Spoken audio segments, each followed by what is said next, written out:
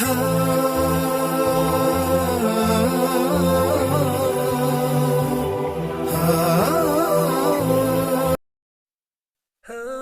آدمی کے جھوٹے میں شفا ہے۔ نجم نے کہا کہ یہ حدیث نہیں،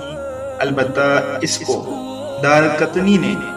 افراد میں حضرت ابن عباس رضی اللہ تعالیٰ عنہ سے ان الفاظ کے ساتھ روایت کیا ہے کہ یہ بات تواضع میں سے ہے کہ آدمی اپنے بھائی کا جھوٹا پی لے، اس کو حدیث کہنا رسول اللہ صلی اللہ علیہ وسلم پر جھوٹ ہے، اور اسی طرح مومن آدمی کا تھوک شفا ہے، حدیث نہیں۔